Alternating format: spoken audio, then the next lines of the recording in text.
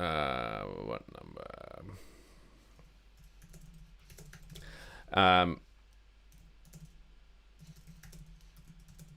Okay. Hello, and welcome to The Pouch, the podcast equivalent of a missed high five that aims to take a not-so-serious look at the week in Australian news and or politics. I'm Greg. I want to know what Australia Day is. I want you to show me. Savage. That was savage. Oh, and you are. and I'm Jake. And I'm Jake. I don't do my own hair. It's just not something that I do. Far Warden. On today's episode, we talk tennis, Australia Day, human rights, and just so very much more, Greg. Absolutely, Jake. I'm very pumped about all of these topics. Yep. And while we're as snug as a bug in this proverbial rug, I want to know what number our song, the end-of-year wrap-up that China didn't want you to hear, came in the hottest 100. Number 2. It was just behind the song 6.66 is 1/100th of the number of the beast. I'm not talking about the hottest 100 from 2002, Jake. That was actually 2002. But I believe I'm probably close to it. And in the spirit of reconciliation, we acknowledge the traditional custodians of the land on which we're podcasting today, and we recognise the continuing connection to land, water, and community. We pay respect to elders past, present, and emerging. We do indeed. And Greg, we've had a big week. Separately mainly. Yeah. I had a little Facebook post that I wanted to share, but you've also had some gangbusters Facebook posts that you wanted to share. Yeah. Do you want to go first? You want to? Sure. Look, my wife and I've been going for a hike every single morning in the Blue Mountains. So it's been fantastic. We've got a book. It's got like 67 hikes. We've gone through that. I take my camera with me. I've been taking photos, editing them, uploading them, and on the New South Wales Facebook Bushwalk.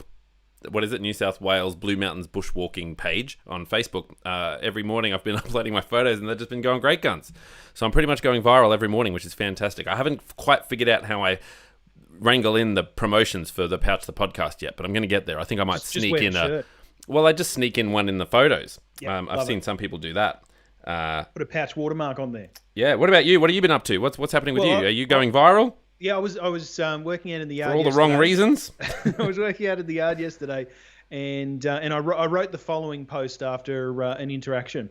Sure. I wrote, and this is the post to my local, to my estate, so the area that I live in, which has a Facebook group. Quote: to the person flying a drone out over our house just now, it is absolutely not okay to fly a drone over my house without giving me a go with it.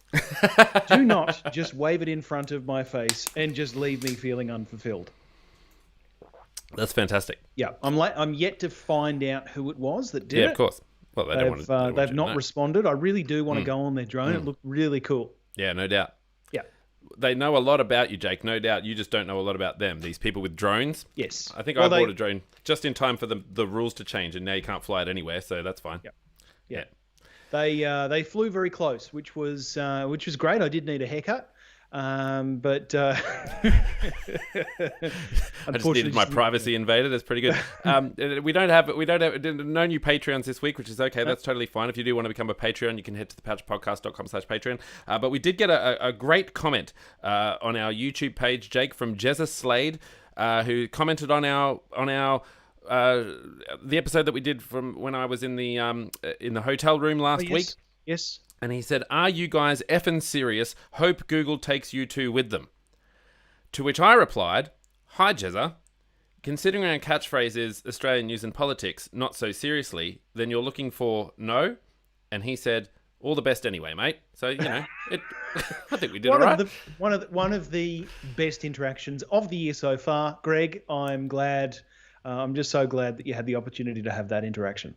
It's a real positive interaction. It's really hard to figure out how you respond, because I love responding to the comments, and I love responding to, I'll always make an effort to respond to every single thing that someone writes. So if someone writes something bad about the show, which they're more than entitled to do, it's mostly me who writes bad things about the show. I sit there for a while and I struggle to how to respond, and I try and do it in a jovial way. No one's come back with rack off or anything like that. But anyway, let's get to it, Jake. Let's get into the warm up. Champ? I don't know. Yeah. I don't think so. Not yet. No one's been that patronising. No, no. It's very digital. It's either like, "Hi, this is a great show and I like it," or "You guys should be dead," basically. Look, we're polarising. Polarising figures, yeah. That's the aim of every podcast. All right. Well, welcome to the warm-up. Insert warm-up song here. What's your warm-up story of this week, Jake? Look, I had a funny one, and I put it in my intro name. The Australian, the headline. I like the headline. I wrote the headline, but I like the headline. If only the Australian Open was as entertaining as the players in quarantine. Absolutely. Yeah. So it's very interesting. I quite like the tennis, Jake. I actually like the tennis a lot as well. In fact, I was a little bit bemused not having the Brisbane Open, the Brisbane International, to watch in Pat Rafter Arena.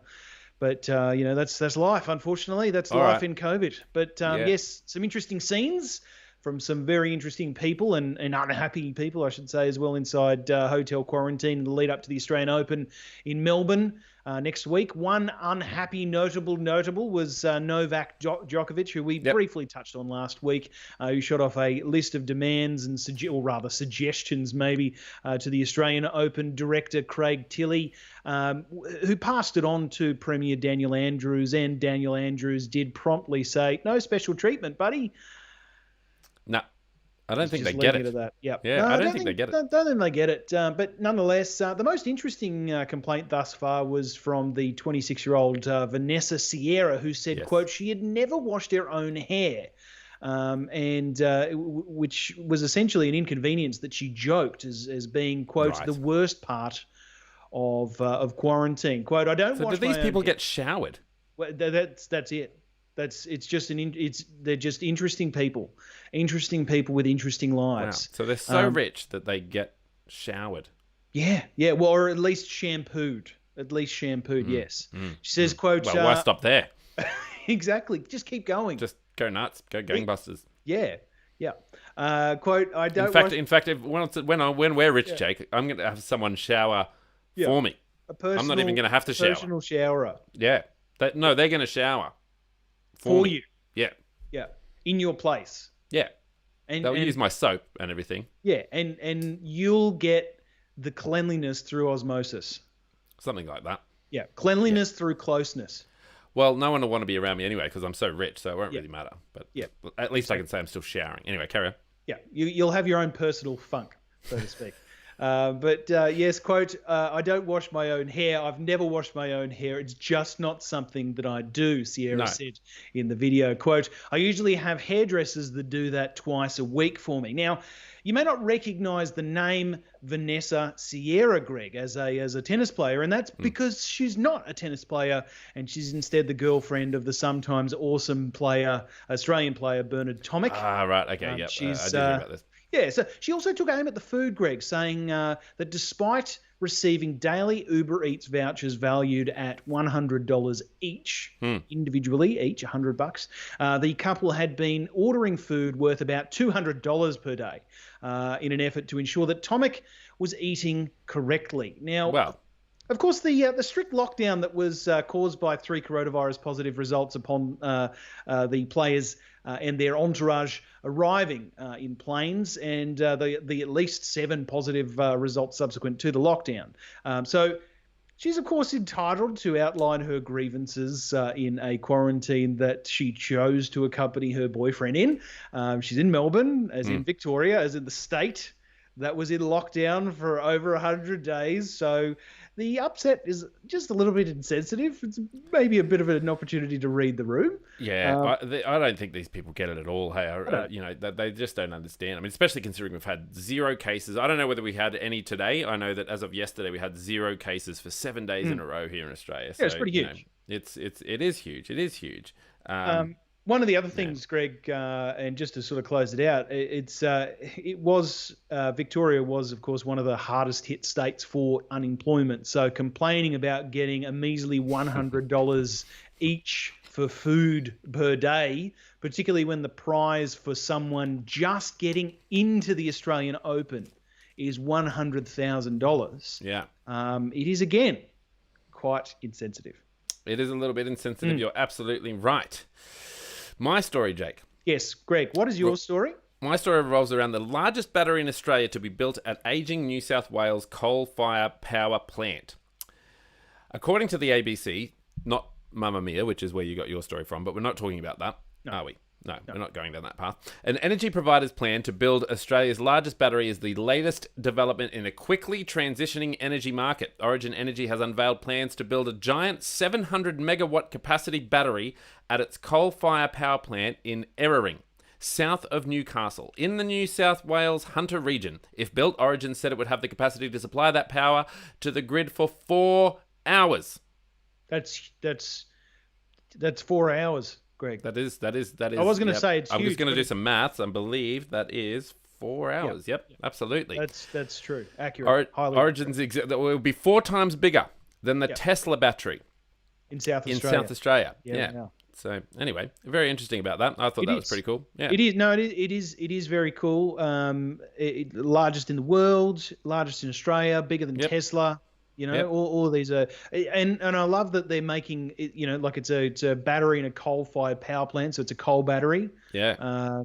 So I wonder. I know that the intention here is that it's meant to be sort of a stopgap in between, the coal. Coal power plants and the next generation of clean energy.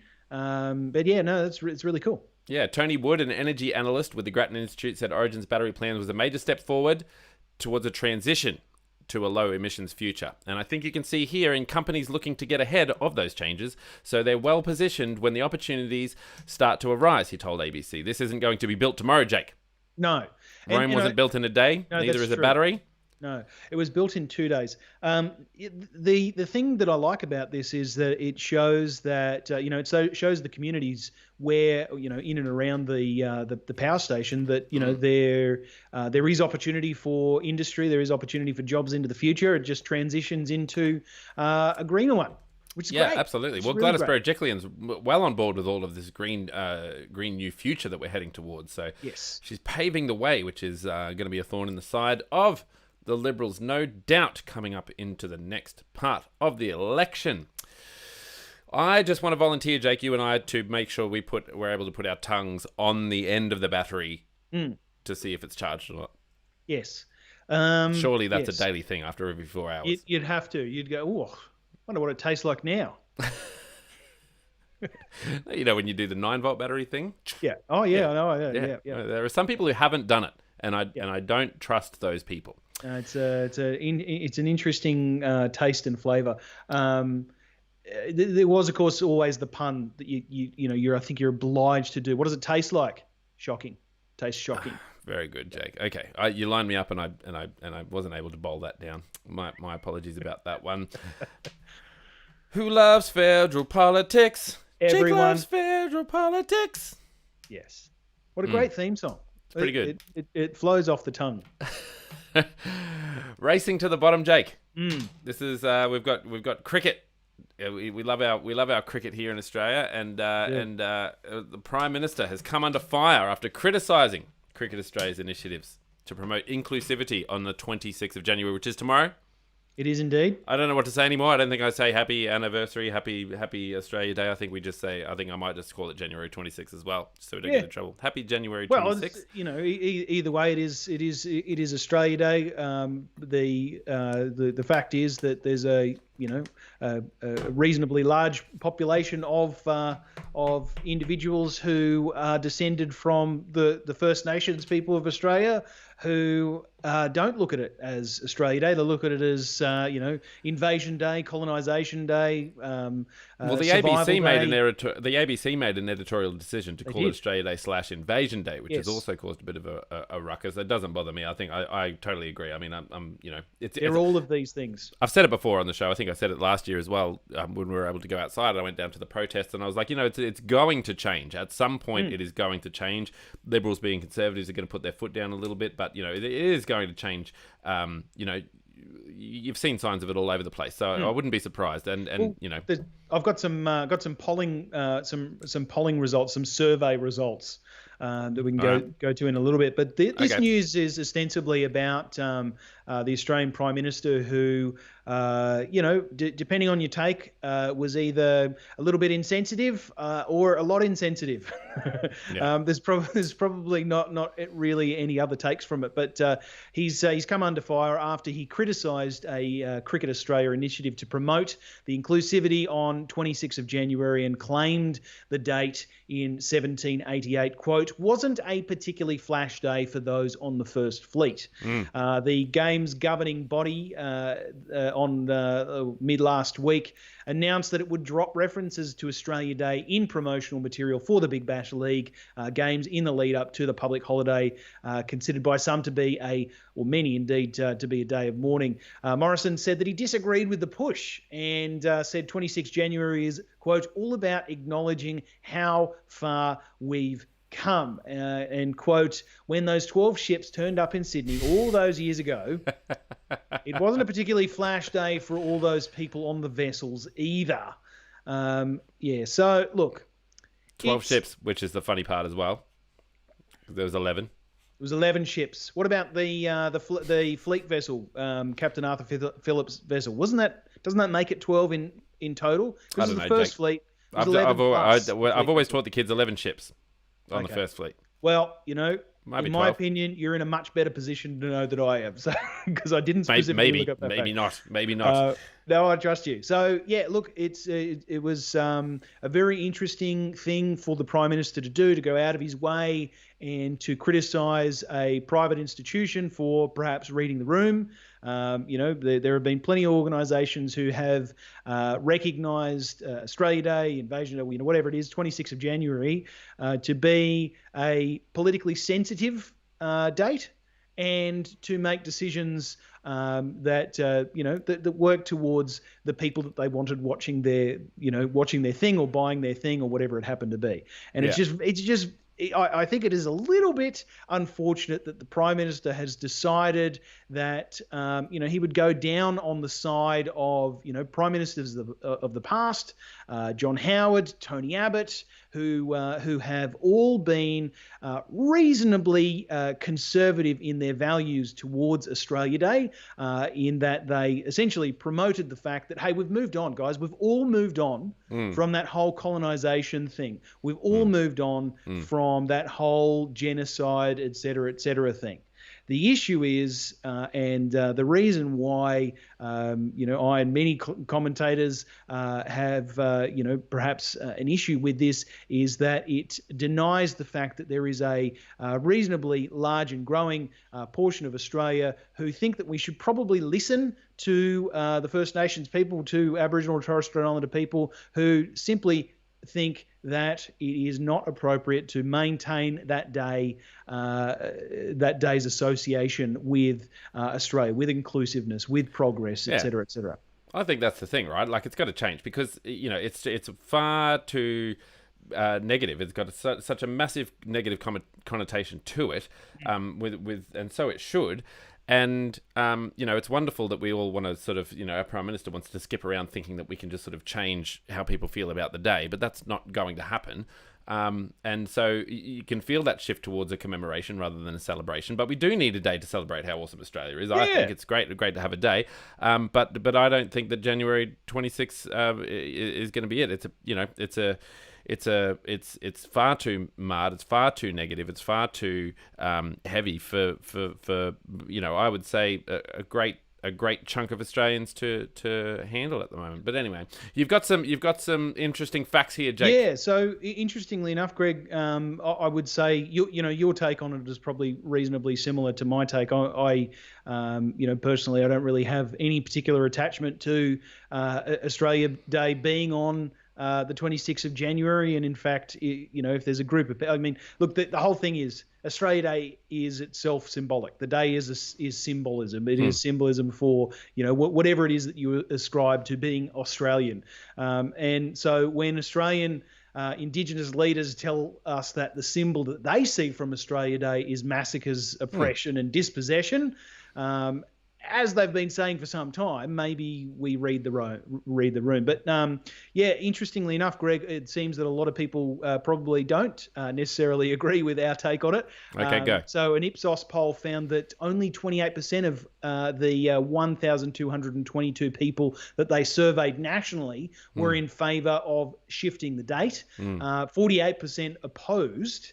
And I should say, so another 25% didn't really agree or disagree. They were indifferent. Yeah, okay. But in terms of how that was skewed for age, 47% of people aged between 18 and 24 backed the move to a different date compared with 19%.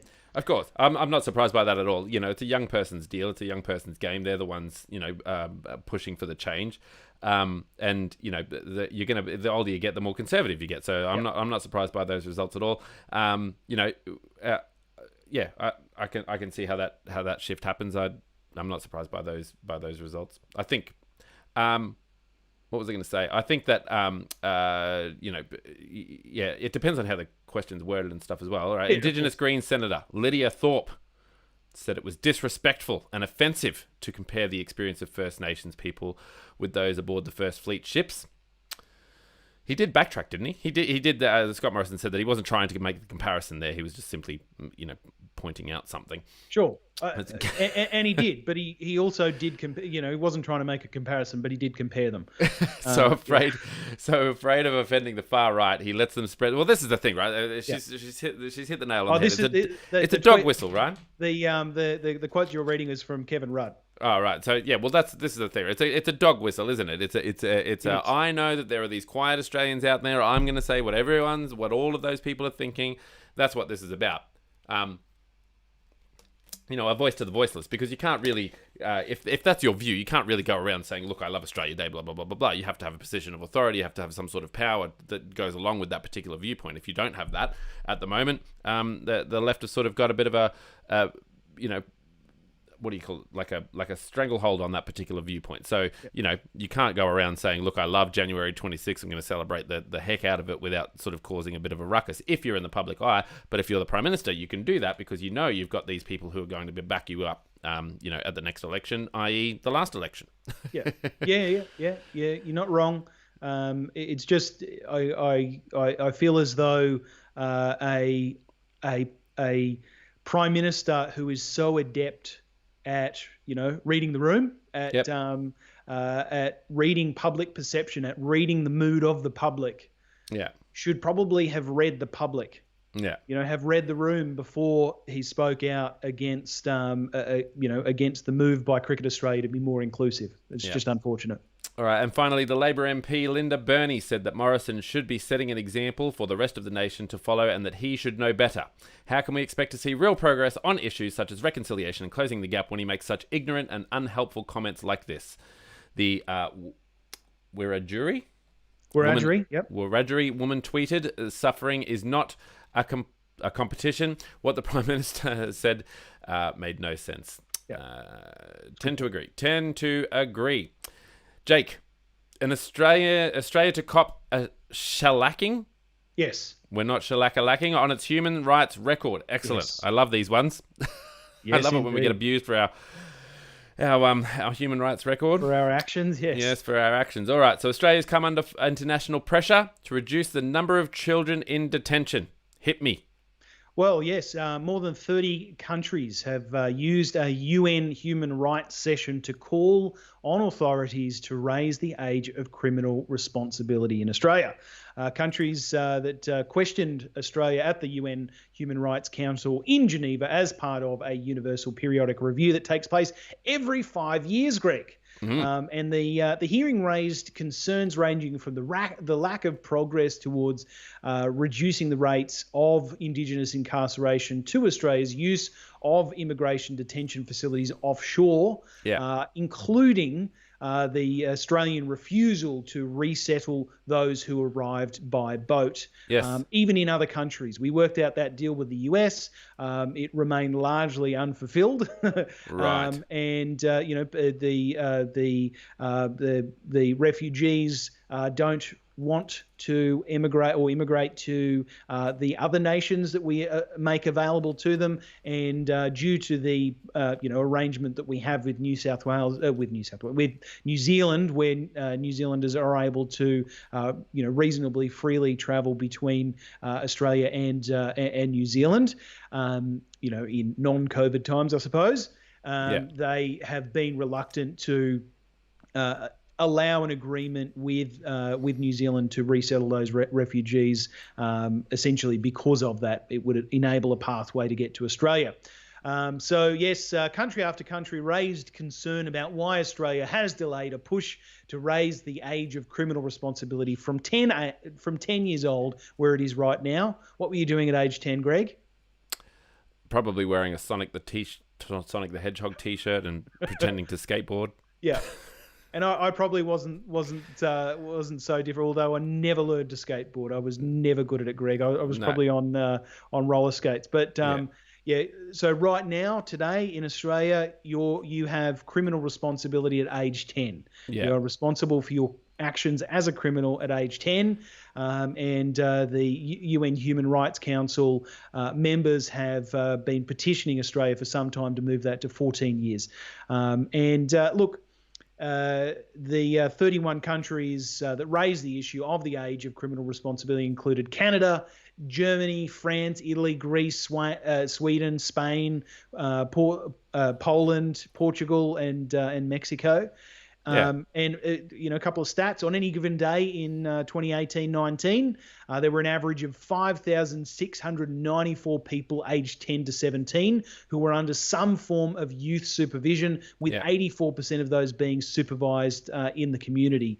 Look, it is really difficult. And there's Andrew Walter, a senior official from the Attorney General's Department, said, quote, "While Indigenous Australians comprise only 6% of young people aged between 10 and 17, they make up approximately 57% of those in youth detention." And that proportion raises to 78% for young people between the ages of 10 and 13. That's crazy. It is. It's absolutely shocking. And, it's one of those things where you hold a mirror up to your own country and it's like one of those 360 reviews at work, isn't it? You get a little bit of feedback from other people who might be a little more objective than yourself, and you get a little bit of a glimpse into what some of your problems might be.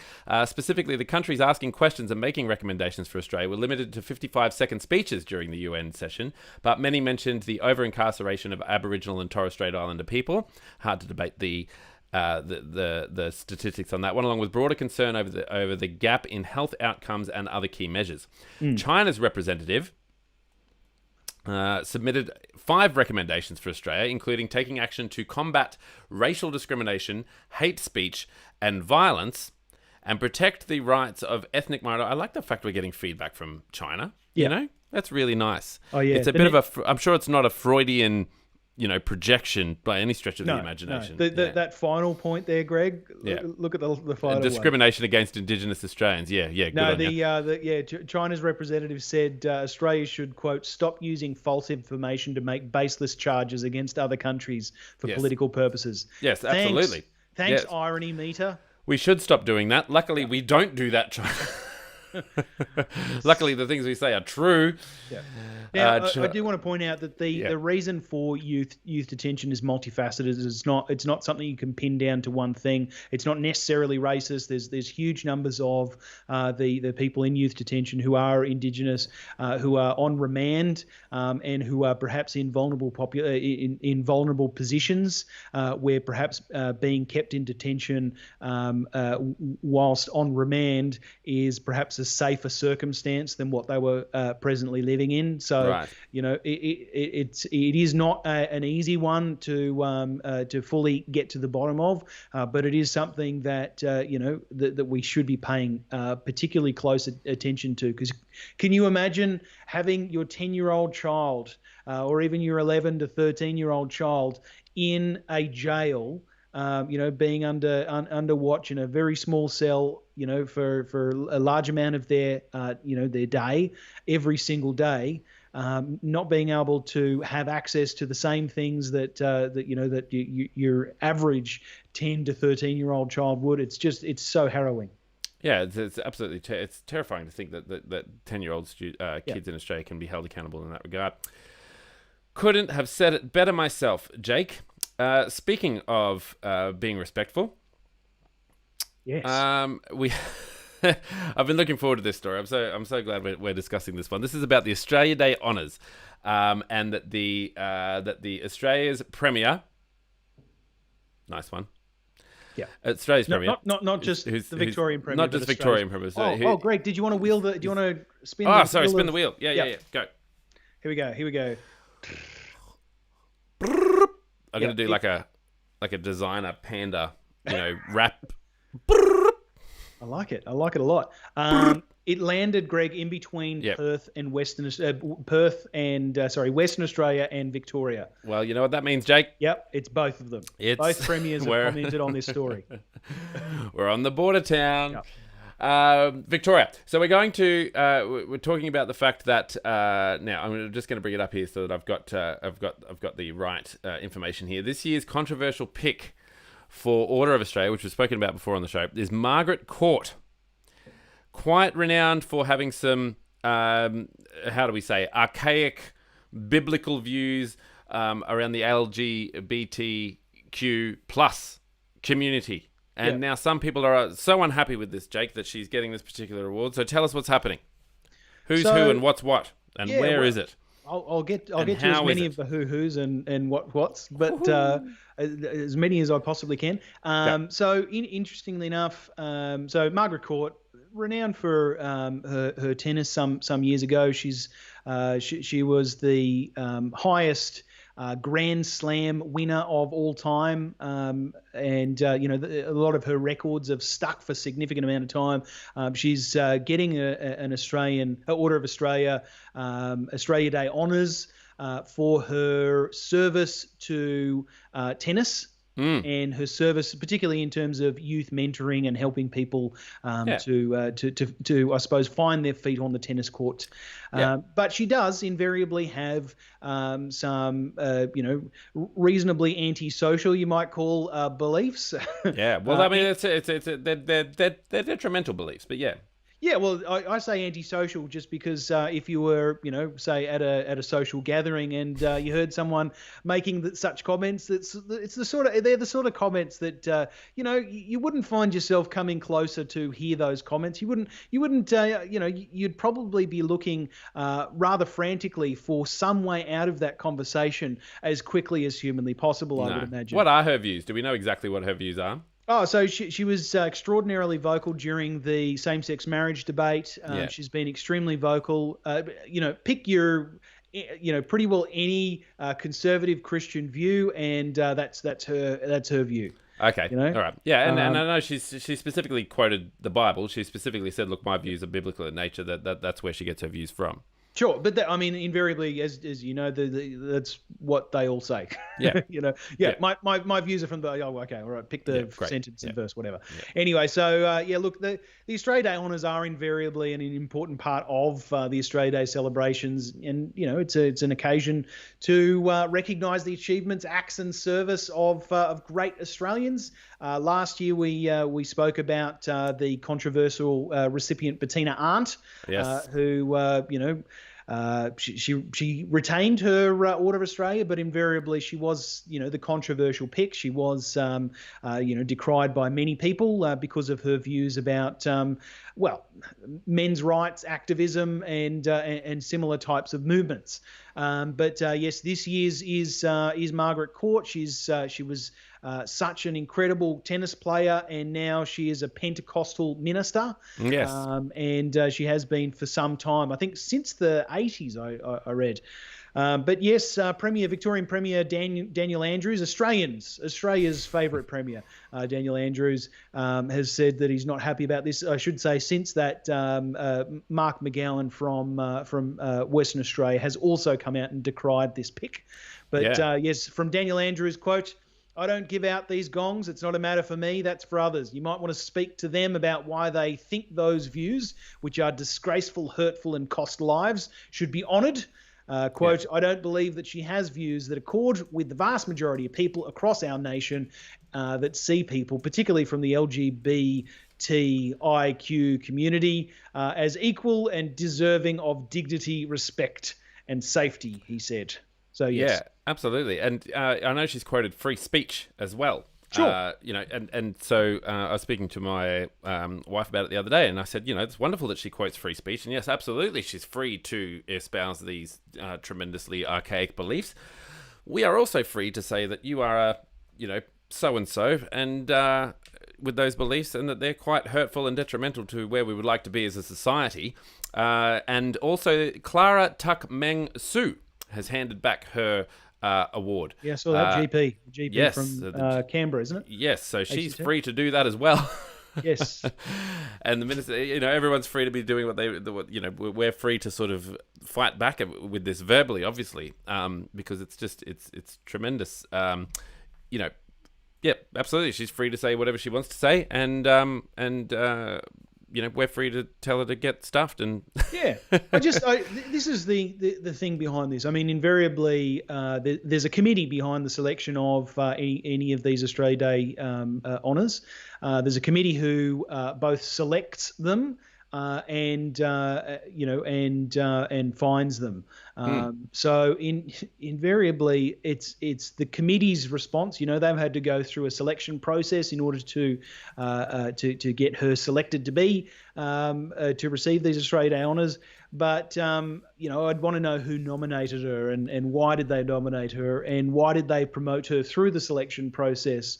Because it seems that these types of selection processes don't seem to be picking up people who we want to celebrate in very well, exactly. And the Governor General has also admitted that it's biased against women. This is the specific Order of Australia honours. Have a historical. He said that they have a historical bias against women and have not included enough Indigenous recipients. Governor General David Hurley said that this week as well. So look, I think honestly, I don't know. Do we just scrap them? Look, I think they're useful. I think they are useful, and I think if Margaret Court had just been a tremendous tennis player and had just been getting this for her community service, which invariably is the reason why she's getting the Australia Day honours, is because of her community service in the field of tennis, then she is wholly deserving. Unfortunately, she's not just known for that. Yeah. She's known for having quite detrimental views. Daniel Andrews referred to them as disgusting views. Yeah. I don't think too differently to that. So it's just unfortunate that the selection committee has overlooked why you might not want to give an Australia Day honours in favour of why you might want to. Absolutely, Jake. Could not have said it better myself, even if I wanted to. All right, spin the wheel. Here we go. You ready? Here we go.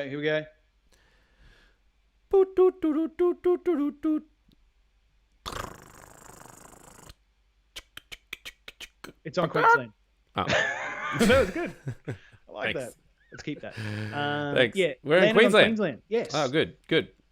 Now, this is about a missing Queensland man who survived 18 days on wild mushrooms and dam water. The catch, of course, was that it was only really 15 minutes. He thought it was 18 days. Because he'd eaten the mushrooms, yeah. The mushrooms. Time just seemed to stretch out before me. All right, this seems like a nice one to end on. Jake, tell us what's happening here. Well, so Robert Webber, 58-year-old, was last seen with his dog leaving a hotel in Kilcurvan, about 170 kilometres northwest of Brisbane in a white Ford Falcon on January 6. Police said that Mr. Webber from Moreton Bay had planned to drive about 410 kilometres to Delulu, which is just south of Rockhampton, and drive there the day after arrived there the day after he disappeared. Right. But obviously he didn't appear, so he had disappeared. Yes, police officers, SES, State Emergency Service volunteers and local community members spent a week searching dense bushland, rivers, dams and steep terrain during wet conditions in the Kilcurvan area before the search was suspended on January 20. But around 9 a.m. on Sunday, Gympie MP, the MP for Gympie, Tony Perrott, found him near a dam on his property. After What? 2 hours spent searching an adjacent paddock about 3 kilometres from where Mr. Webber's car had been bogged along the Mudlow Road in a little town called Tansey. Quote, "We'd just come over the crest of a hill, and there was Robert under a tree adjacent to a stock watering dam, frantically waving at us." Yeah, no doubt. Mr. Perrott said, quote, "It was quite extraordinary." So, yes, after helping Mr. Webber into his truck and giving him some fresh water, Mr. Perrott ferried the man who said he was in very good spirits despite the ordeal, about 8 kilometres back to his home for a meal and some cordial before the police and ambulance arrived. Happy ending, cordial. except for the dog. For The dog That's has nice. disappeared.